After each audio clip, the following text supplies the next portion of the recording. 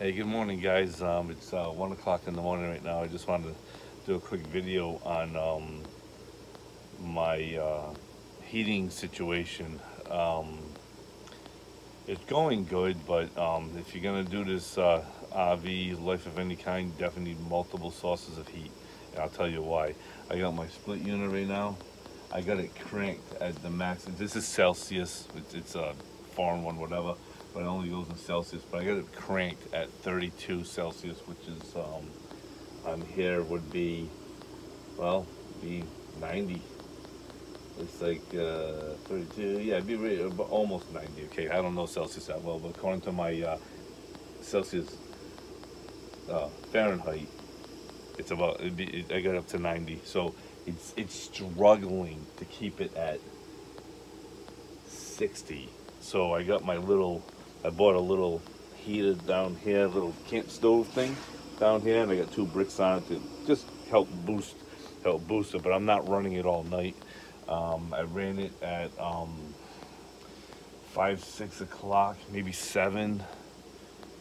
Yeah, probably about 7 o'clock is when I said I'm gonna go to bed because I don't want to be getting up through the night, and I was just done with the day. I got it up to 74 in here. And I shut that down. I do have ventilation at the door.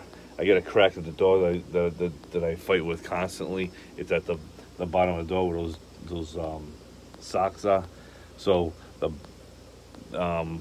don't think this stuff's a danger, but just in case, I got that open. And on the back, it's a drop down gate where you can drive your bikes on and stuff. But I got socks stuffed in because I've been getting a nasty breeze through there. And I mean, I can actually literally feel the wind coming through. So I pulled the sock out to give me a fresh air drop. So I can wake up in the morning and not go see God too early. But I just want to talk about the split unit. I think this, where's my flashlight? This trailer is a complete disaster because my diesel heater that I should be using right now, for some reason, from brand new, it'll fire up, it'll go through all the cycles and all that, and all of a sudden the pump starts, it cranks up like crazy, like speeds up the pump. So I gotta get into that computer and find out if there's a pump speed that I can adjust on it, because it starts smoking like crazy. They say, oh, the first run it'll smoke, but this sucker is, and then it slows down the motor. So I don't know if I got a bad motor or if I'm pumping too much fuel into it or not right now. But the first time I did that, I unplugged it from the battery. I just pulled it, and then I realized that was bad. So I didn't do any damage to this piece here, but I quickly pulled the cover off and separated that, and I cooled off the engine pot. Not the engine pot, but the burner pot. I call it the engine, but same thing. So back to this unit. Better than nothing, but it's working hard. It's working hard. Right now it's 4 degrees outside. Okay, so it's working very, very hard to keep this room warm. Like I said, it just came out of defrost again because it's not recognizing in any. It thinks it's clogged outside or it's frosting up, so it thinks it's not recognizing that it's working right. So it keeps going into the frost every couple hours. It's not bothering me as far as sleep goes. That doesn't matter. But I'm not going to sleep with this thing running, and I don't want it. It's an open flame. I don't want to go to sleep and find out that the towel lays on or something, and then I got a fire. I just want to sleep. I don't need any BS. I got this sleeping bag. It's an oldie but a goodie. It's a minus 30. So I'm good. When I'm in there, I can sleep. It can get 50 in here, and I'm fine. 40, 30, I'm fine. But it's a minus 30 sleeping bag. But yeah, I just want to post that. Like I said, in this, if you're getting into this whole thing, it's going to be trial and error. I don't care who you watch. You have a learning curve of your own to go through. Unless you've been doing this for a long time. Listen, I'm brand new in this. Like I said, I decided half a year ago, in 2020, I decided I was going to get into. I want to go kind of a lot more nomadic, and thank God for family, because like I said, I'm plugged in at my sister's. I'm on a 100-foot cord. So I'm definitely have power limit issues. I can't run anything except for one at a time. I tried to put a space heater in here, and it's just blowing the fuse because it's just too long of a run for it, you know. But then my sister told me that the old one, that the space heater they gave me to use, it did that, and then the one my mother had, she said it didn't do it. So I may, well, it's gonna warm up tomorrow. We're gonna be at least at freezing point. Not you know, we'll be at 30 degrees overnight. So that's gonna do a lot better. This does really well. The warmer it gets, the better it does. So 20, 25, 30, this will do a lot better. It will go into defrost, but it won't go into defrost every hour, you know, or every couple of hours, whatever it's doing. I don't know. I'm asleep for most of the defrost, but I woke up to run that because I was at 60. I said, well, I woke up, I'm just going to do it because hopefully I get till 6 a.m. and then I can just get up and make breakfast down here, which is pretty cool. I already cooked, I cooked potatoes. I diced up potatoes and seasoned them and all that, so that was kind of fun. You know, I did it on there, and it worked out really well. So that's going to be a fun new toy to have, and I can shut that off, give it a break, and I'm going to do some cooking in my my little mini oven today because I can run that on the cord. I should be able to. That didn't give me any trouble when I ran that alone. But that's all I wanted to say about a quick little video on you're gonna need multiple sauces. I know there's some people out there trying to do different things with different heats, but if you'll notice on the floor, I got a piece of cement board down on the floor. Don't need it. It's not hot on the floor, but I just, in case something fell off, I didn't want it to melt my vinyl plastic floor, you know. And I got the diesel heater fuel tank, but I'm using it for water because I haven't even put diesel in it. But I'm using this. This is my temporary line and all that for the diesel, to run the diesel heater. But I'm gonna deal with that tomorrow. So I thought I had a battery issue, but I might have a faulty diesel heater. I'm not really sure because it's just throwing that E06 code, which is to do with the fan motor either sticking or something. So something's going on. It's spinning freely, you know. I mean, it's moving fine. Nothing's rubbing. Even when I got the cap on, I can go in here, take the little back off, and I can spin it. Nothing's touching it. So I'm not sure what its issue is. I mean, I'm brand new on this stuff. I mean, drove a diesel truck, but I mean that's a whole different animal right there. So yeah, and I do have it rednecked in a little bit. You know, I got the pipe going outside. I'm gonna put the air breather back on, and I'm gonna put it out there because I gotta cut a section of pipe because what they gave me was this short little thing here, and it doesn't even make it out the spot I want, because I don't want to be drilling new holes in this trailer because I don't know. I think I'm getting rid of it. Supposedly the dealership put a price together on purchasing my truck outright. I'm sure it'll probably be an insult, but I mean, if they can be pretty decent about the price, I may I'll let the truck go. I'll get a van or something, and then I can let this go too, and then I can mount this permanently in whatever new vehicle I'm going to use, you know. And if I end up with a diesel vehicle, well, it's going to get piped directly in. Well, I think I'll probably do a dual option on that too. Probably do a I'll figure that out. I'm kind of on two schools of thought. I wouldn't mind having one fuel tank. And I always keep my vehicle full at all times, so it's not like.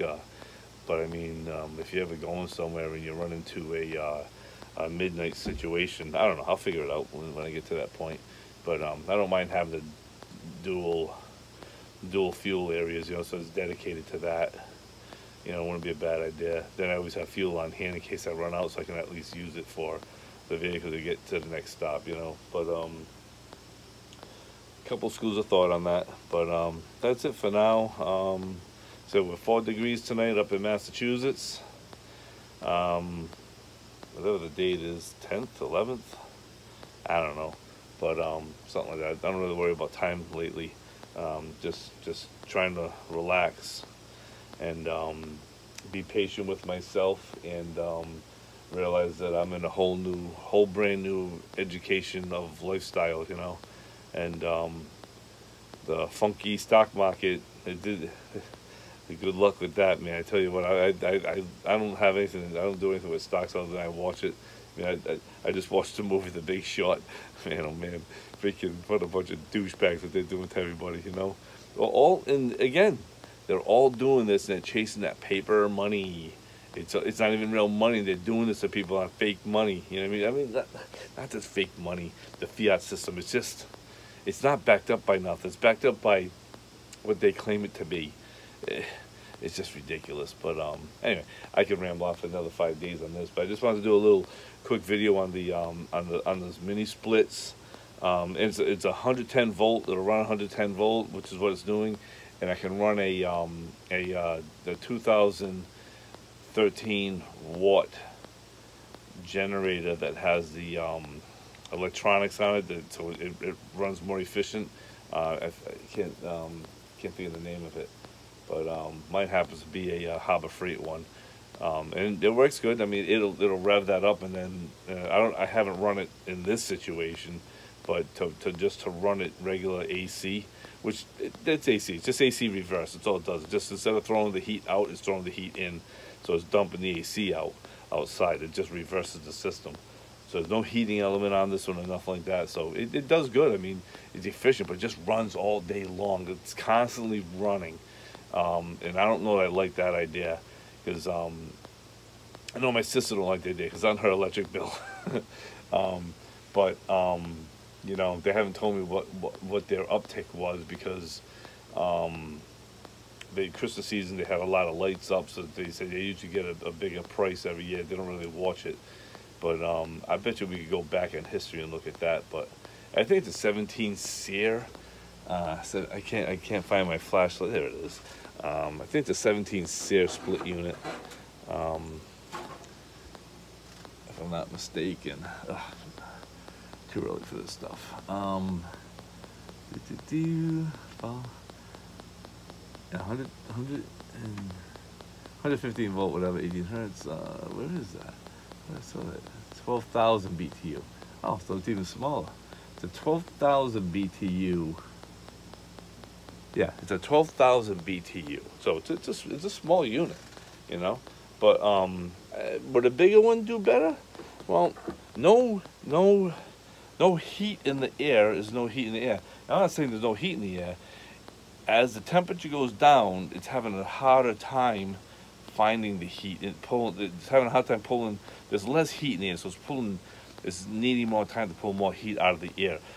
I went to HVAC school for 2 weeks before the sneeze session happened in 2020, and I just stopped because I didn't know where this was going.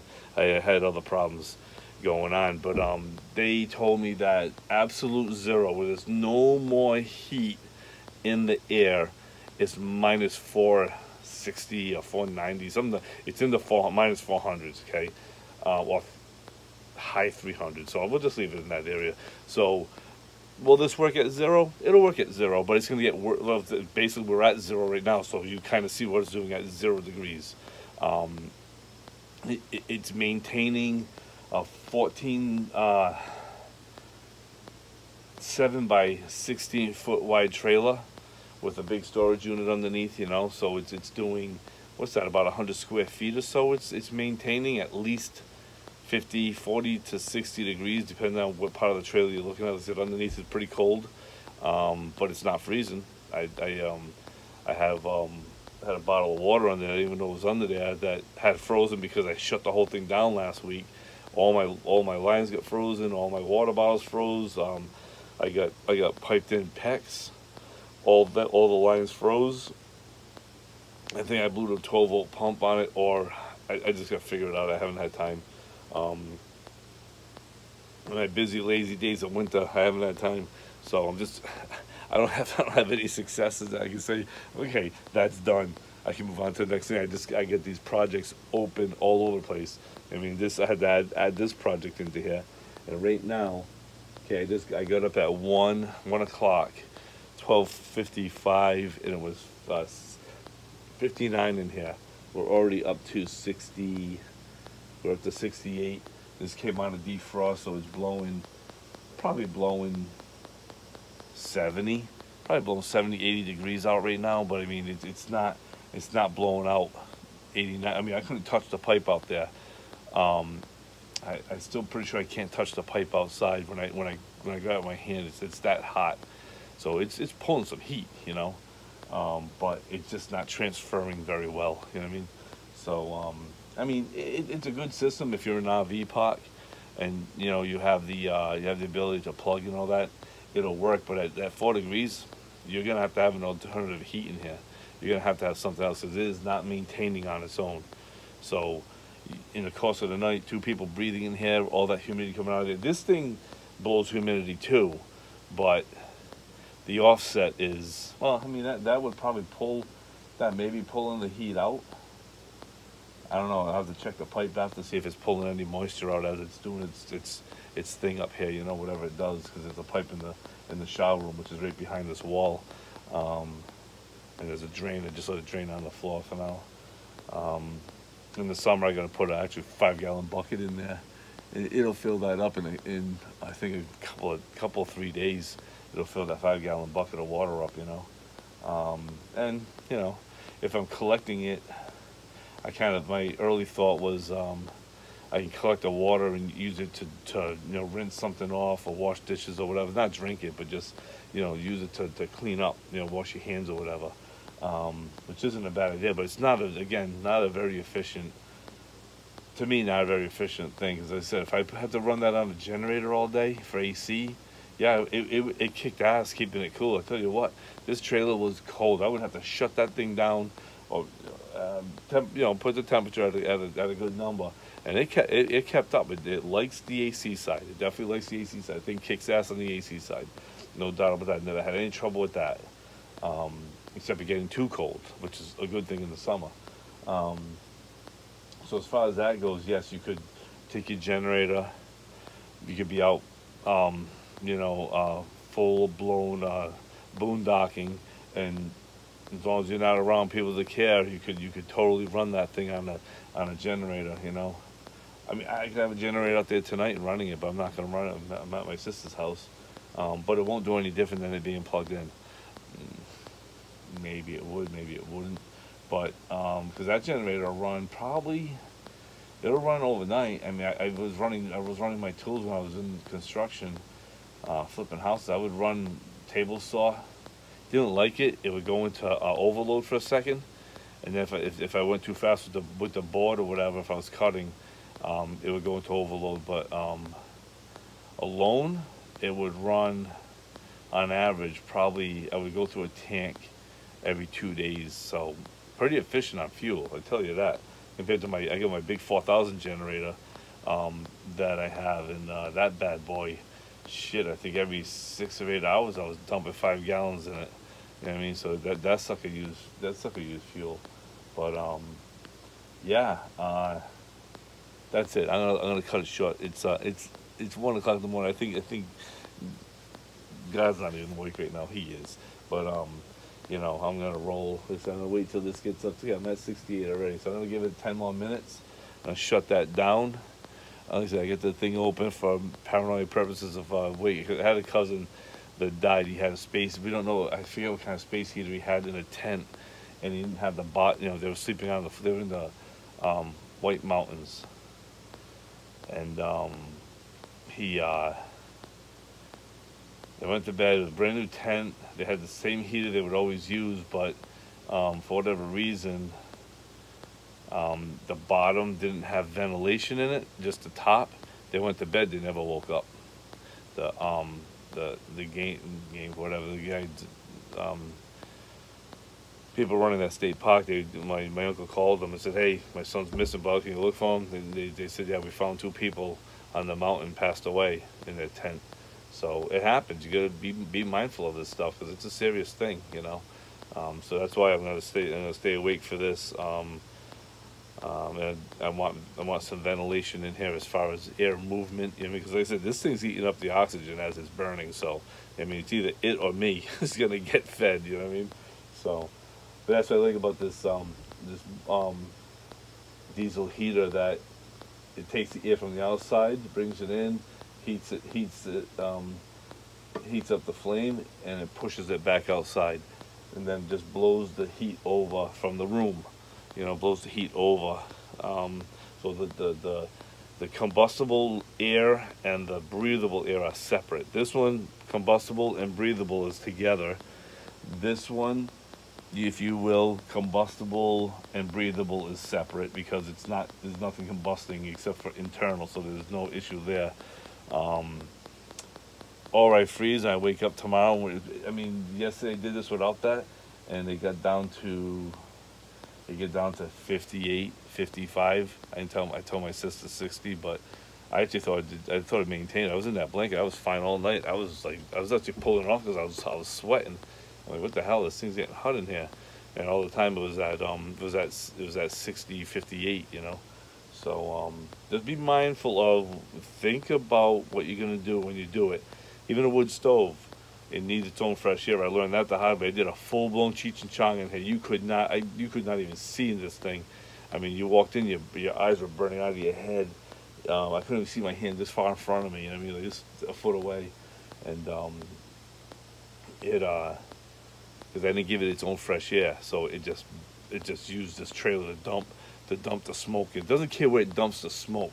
It cares that it's breathing. So it reversed.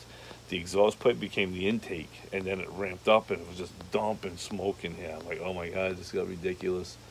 So I haven't fired that back up yet, because I was trying to get this going, and now this is giving me from brand new, giving me a problem. So I don't know how I'll be able to return it. I mean, as I always do, I tear the box apart to get rid of it, because I don't have room for shit. You know, I gotta learn that, make sure it's running good for a couple of weeks, and then you can start throwing stuff away, you know. So I will just have to order. I'll find out what I ordered on that. I'll order another one, and then I'll just say, hey, it's bad, whatever. I don't care, you know. Or keep it for pots. I mean, they say that too. Keep it for pots. You never know. You'll need another one for pots down the road. So if I can buy a twin and it works, but I think it's just an adjustment in here. So all right, that's it. I'm going to bed. It's 22 minutes of me rattling again, but I'm at 69, possibly 70 degrees, so another 5 minutes, and then I'm gonna shut that down and hit the hay till 6 o'clock in the morning. But yep, the pros and cons of nomadic living, I guess. You know, I mean, it's you know, I don't even consider this. I mean, I'm still plugged in, so I don't consider myself nomadic, but it's a lot. I mean, you get everything you own is right here, you know. So you end up having just shit for a guy. You just pile stuff in. We don't care how we live. You put a girl in here, I better get my shit together. You know what I mean? But yeah, it's all good. All right, bye.